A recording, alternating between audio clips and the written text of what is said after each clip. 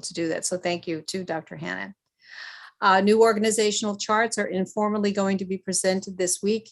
And then the following week, a more formal announcement will allow us to share it with the larger community.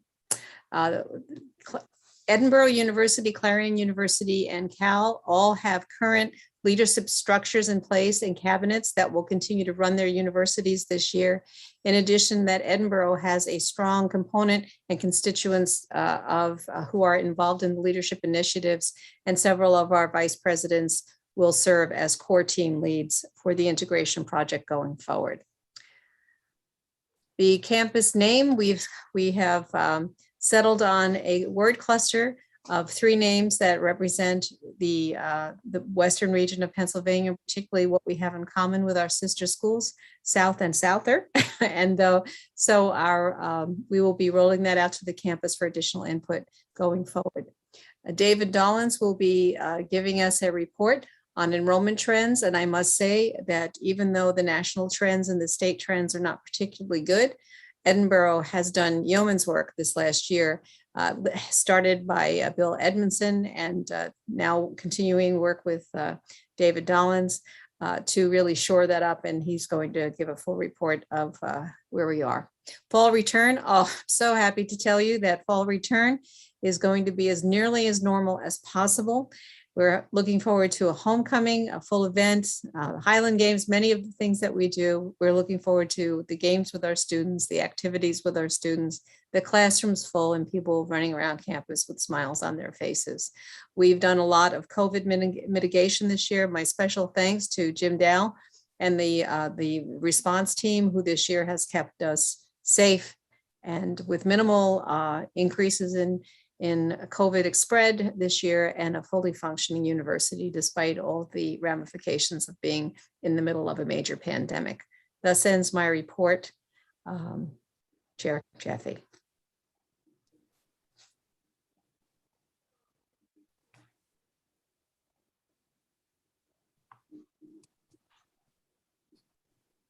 You're muted.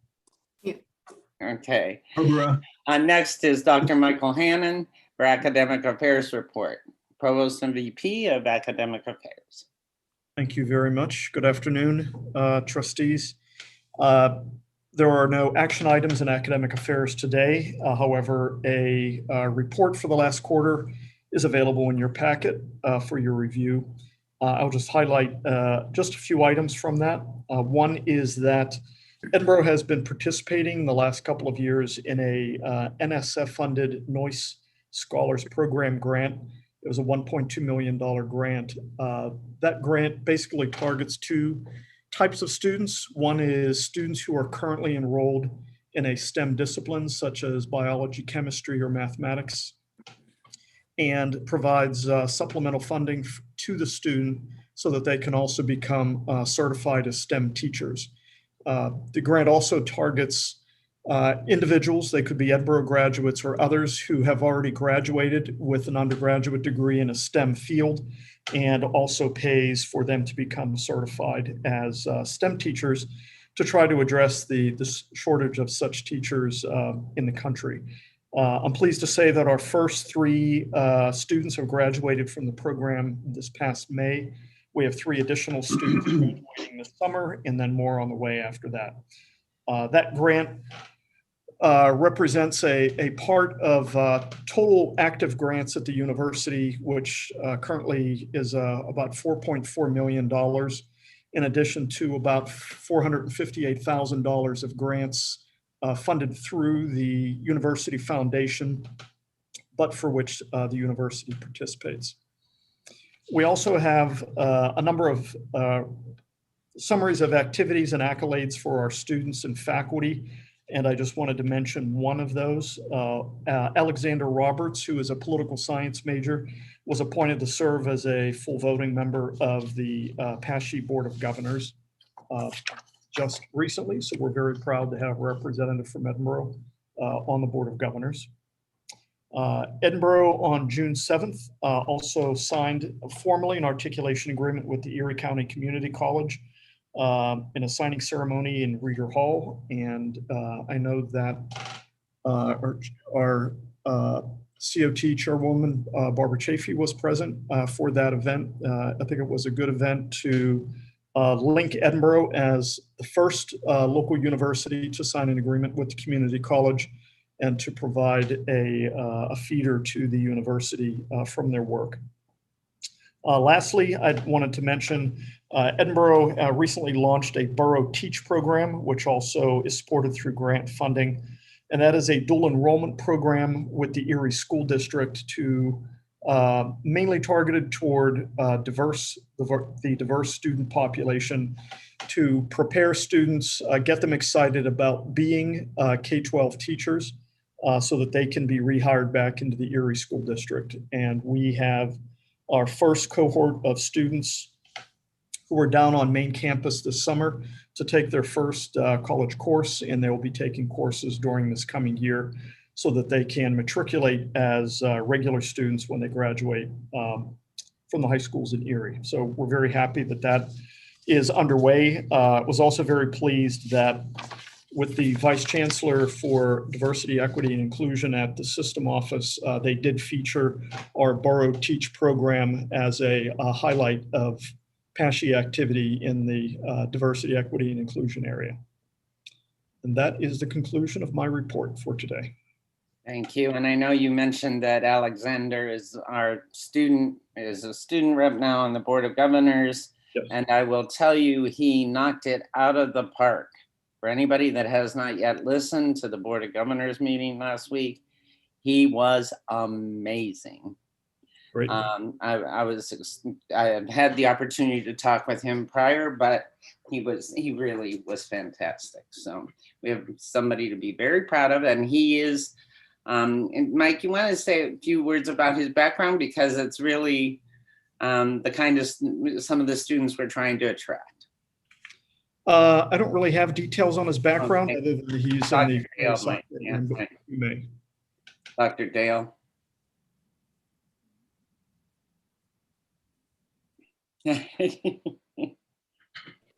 There you go. I'm just getting to know Alex, but he's a non-traditional student. He works here on campus. He's IT. He works in our instructional technology department, and he's a deep thinker. And he doesn't say very much, but when he opens his mouth, you can tell he's been paying attention. So he really made some very proud contributions. I thought he was one of the best. Yeah, he was terrific. Okay, John Hines, Vice President for Finance and Administration. Thank you, Chairwoman Chafee, and good afternoon, trustees. We have no action items on the agenda today, mainly because we're going to move budget approval to coordinate with the other 13 universities to September, as everybody else does. Our fiscal year officially ended June 30th. Starting in July, our accounting department begins trying to clear and separate all the transactions that are in front of them into the 2 fiscal years, get them into the right year. They prep for the audit and file our annual report by the beginning of September as well. We did cover preliminary budget today in the study session. We will be filing a version of that once we get updates on all the information that goes into it in September for COT approval and then submittal to the system. The facilities team is using the summer to catch up on many preventive maintenance items that they have fallen behind on. And they're also moving people and books from the library in preparation for the DGS project to renovate our library. We did have the retirement of the executive director of our IT systems, Karen Mertzak, retired June 30th. She's being replaced with interim executive director, DJ Bradley. And his previous duties are going to be consumed by Dr. James Boulder from Learning Tech Services. So they're a great team over there. They're very lean compared to other university tech services groups, and they do a fantastic job. They're continuing to do a lot of great work on beefing up the security of our system here. Our institutional research group has been working on improving not only data collection, but the presentation of it with a new dashboard as well, to We look forward to seeing that in the future, so that'll be much easier to see university stats and data. And as Dr. Dale mentioned, our Director of Safety and Risk Management has been working diligently for a normal opening this fall, which we are all looking forward to. And Student Affairs has done a great job of breaking the records over the last year for students in dorms as well as meal plans. Thank you, Shelley. That's all I have. Thank you very much.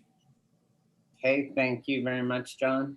Also joining us now, David Dullins is now our interim vice president for enrollment management. We wish to welcome him. And I failed to also mention at the beginning of this meeting that Dr. Terrence Mitchell is back, and he is now the Chief Diversity and Inclusion Officer. So we're very happy to have him join us. And we have our new student trustee, John Wheeler.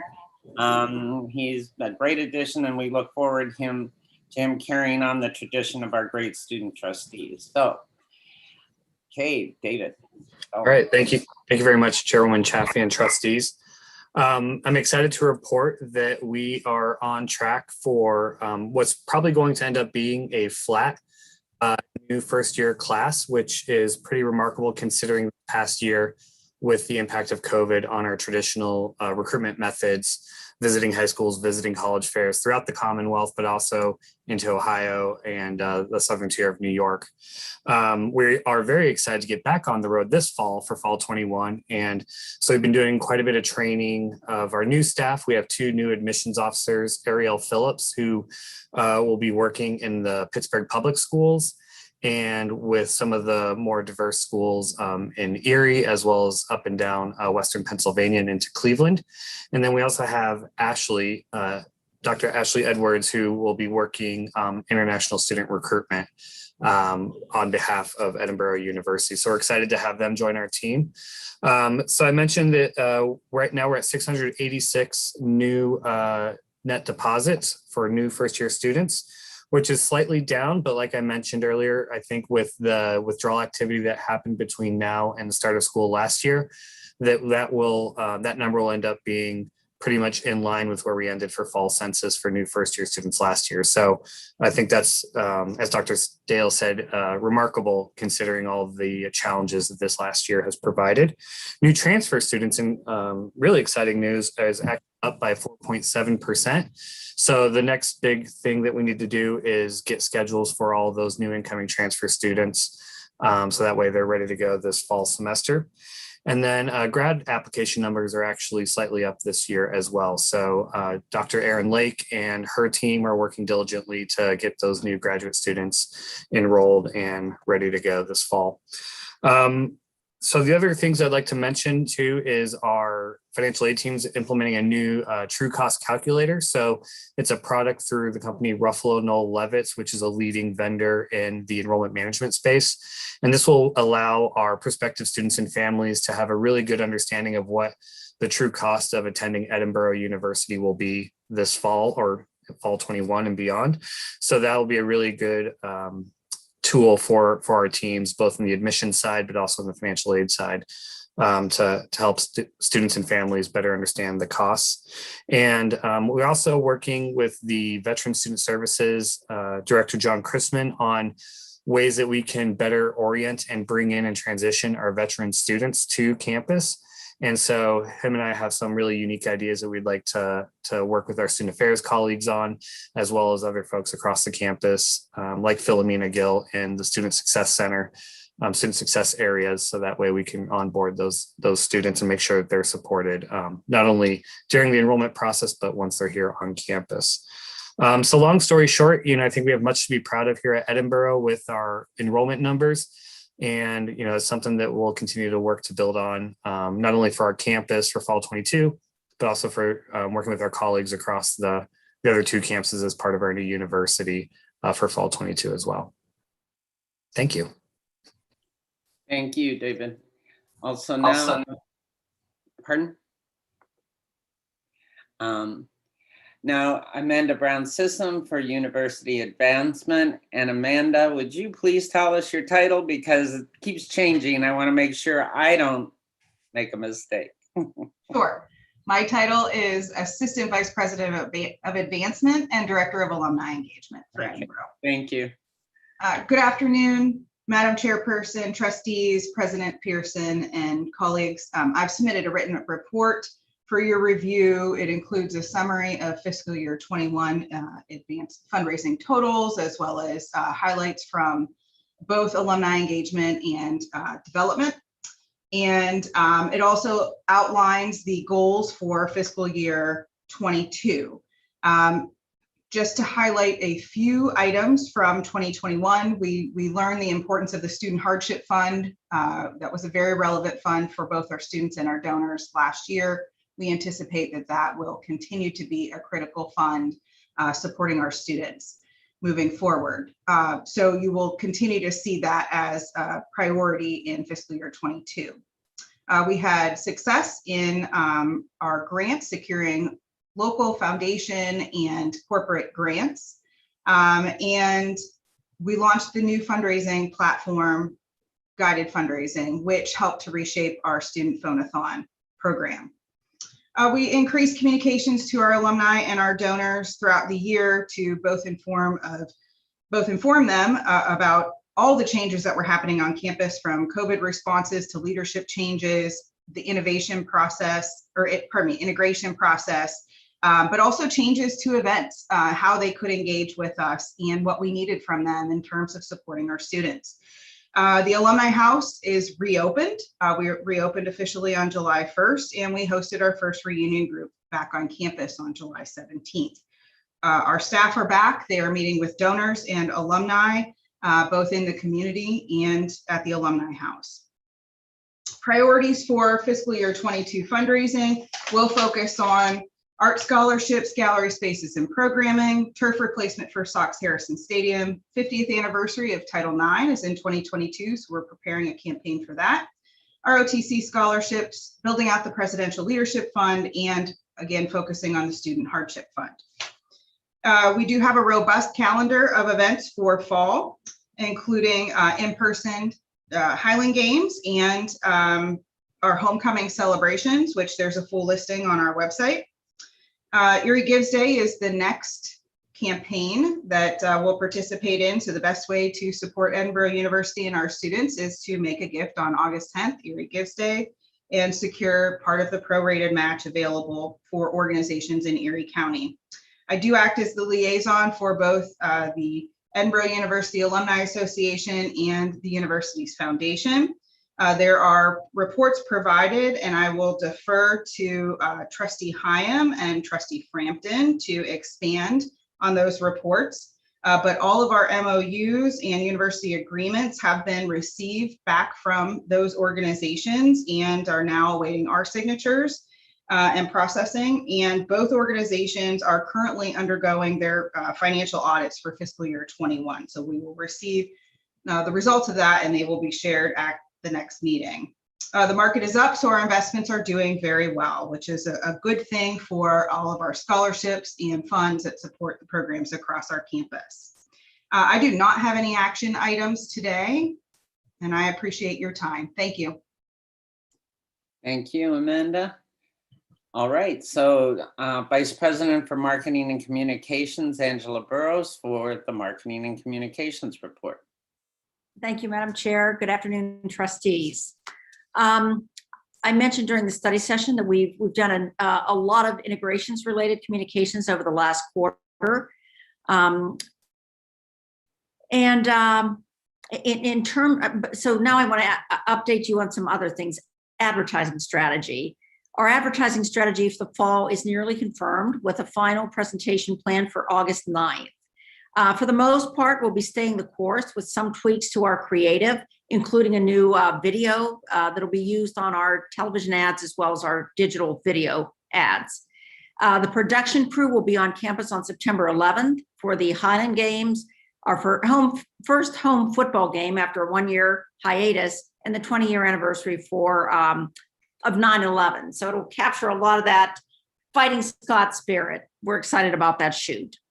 Website. Our website continues to perform well, as indicated in my written report. Analytics show strong performance on search engine optimization, accessibility, time on page, and visits to key pages. Social media, last year we contracted with Merit, a new partner that monitors our media placements, both social and traditional. It measures their tone and distributes press releases, dean's lists, graduation announcements, and other awards and recognitions. The partnership with Merit has enabled us to gain efficiencies and expand our reach exponentially, largely through social media shares. Admissions mail flow, we've talked often about the partnership between admissions, enrollment management, and marketing. We've got a multi-piece admissions mail flow established, and we continue to that partnership to drive yield, to drive applications for the coming recruitment cycle, to prevent summer melt, and to launch the new mail flow for fall of 2022.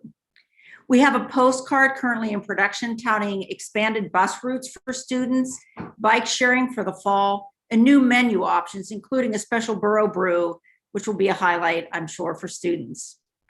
In terms of traditional media, it's been mentioned that we had a press conference here to celebrate the partnership between the new Erie County Community College and the university. We touted that public partnership, got great media coverage there. We've also been promoting the Borough Teach program, which was previously mentioned as well. The Borough, our university magazine, next issue is due out in September. Theme of this issue is the Catalyst, and it will feature alumni, faculty, and students who've been catalysts for change. We thought it was fitting as we move toward integration when we as an institution will be serving as a catalyst for change. I want to thank my excellent team that recently was notified of 5 additional awards, which brings to 15 recognitions over the course of the last year in multiple categories. They do a tremendous job. Despite all of the work involved with the pandemic, with integration, with new leadership, they've stayed the course and performed well, and I'm very proud of that work. So that concludes my report. Thank you. Thank you, Angela. Appreciate that. Okay, we'll be going into executive committee and representative reports. So Trustee Hyam, you will be reporting on the PACT executive committee report, the alumni board report, and the USI report.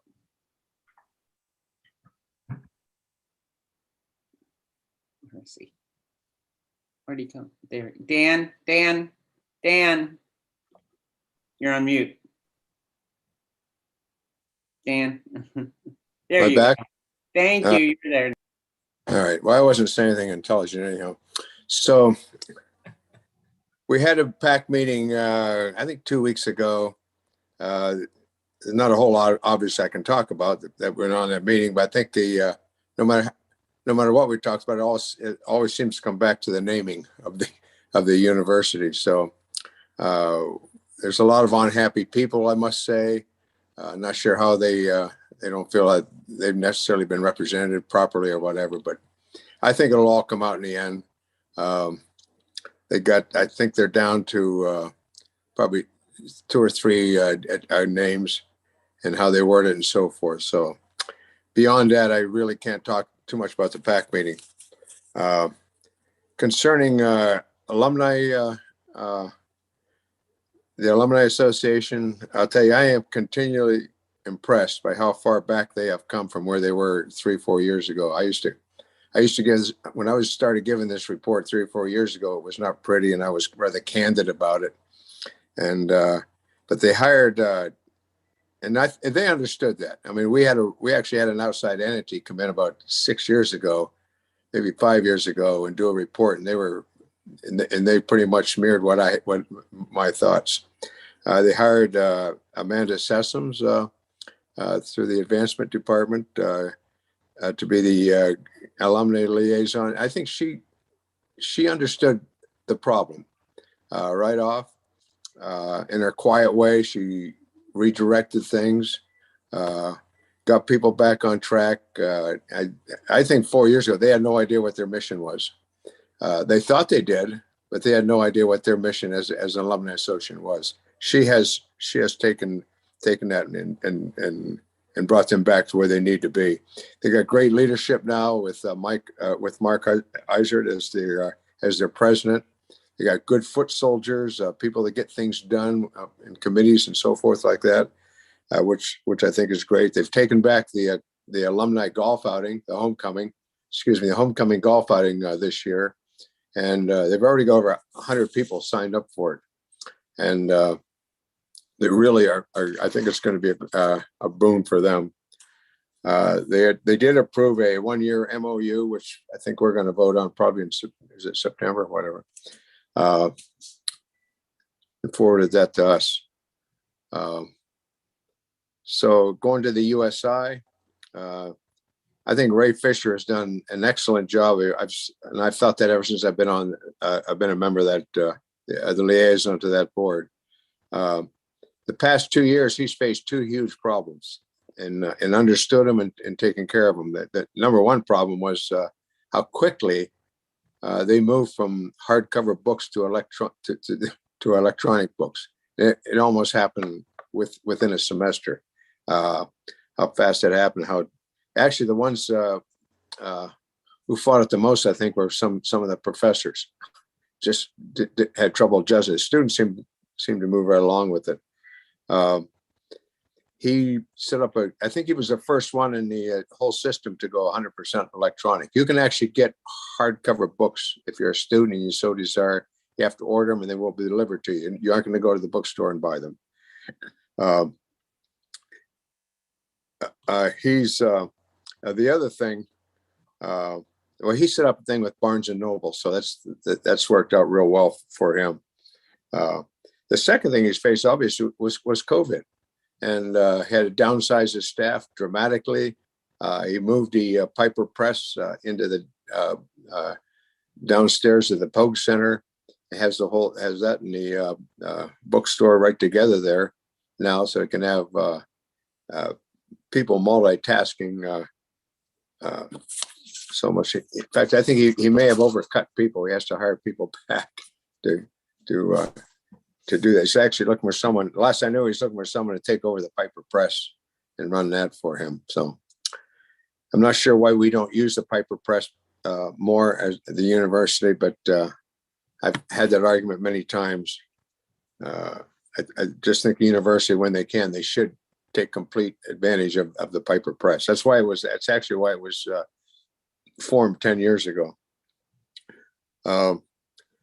This be the first year that I think in like 3 or 4 years, but probably 4 years, where they're actually expecting to turn a profit, modest profit, but a profit, which is the right direction to be able to once again help the university in that manner. They approved a 2-year MOU. They debated about a 3, but they approved a 2-year MOU, so that'll be coming at us. So that is my report. If anyone has any questions or thoughts, I'd be glad to listen to them. Any questions for Dan on any of the 3 reports? Okay. So Dennis Frampton for the Foundation Board report. Okay, yesterday you should have all received a detailed report from Chuck Scalise. I think Rachel sent it out, so I won't go over that. But I did want to say, after I reviewed that, I looked back over the 21 years that I've been affiliated with that board, and I'm amazed at the job that Chuck and his staff does as far as additional support to the university. They help them get grants. He's very active in the Erie community, spreading the word. He's just been a great ambassador. So I just thank him for that. And if you want to know more, look at that report, and he gave a very detailed report on what they've done in the last month. Thank you, Dennis. As we wrap up this meeting, I really would ask that you consider going on the PASHI State System website and link to the last Board of Governors meeting regarding our integration. I will tell you that, first of all, Chancellor Greenstein did an amazing job. He had a lot of graphics in his PowerPoint that I think will be helpful to many of you. It was certainly helpful to me, I thought his report was excellent. I thought the Board of Governors roundtable was interesting as each Board of Governor made their comments. They were superb. You can hear Alexander's statements and some of the others, but I thought was a bit stressful going through some of them, particularly the public comment session with numerous negative, let's put it this way. The negative feedback, of course, as usual, outweighed the positive, as normally happens in those formats.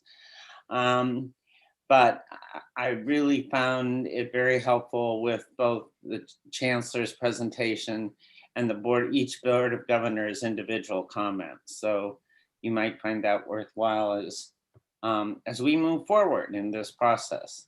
And we have a lot of challenges and opportunities ahead of us, but I know the Edinboro University team has certainly shown that they can really work hard towards this goal, this objective. They've been doing yeoman's work.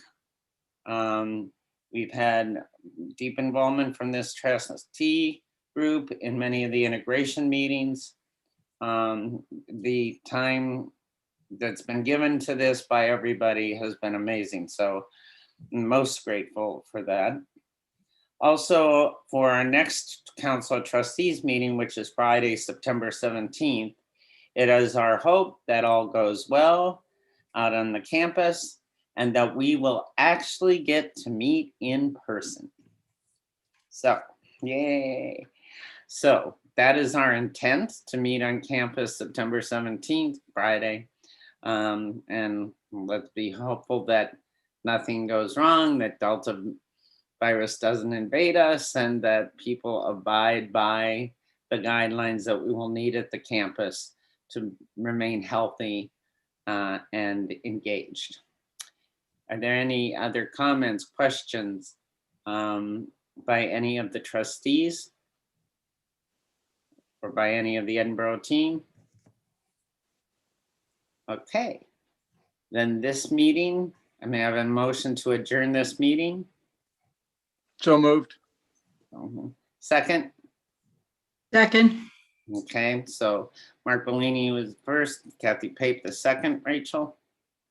Okay, thank you. I hope you all have a wonderful weekend. Hopefully the sun will shine on all of us, because we've certainly had a lot of rain, but I'm not complaining. I feel bad for the western part of the US because I'm sure they would love to have some of it. But thank you very much, and enjoy the rest of your week and weekend.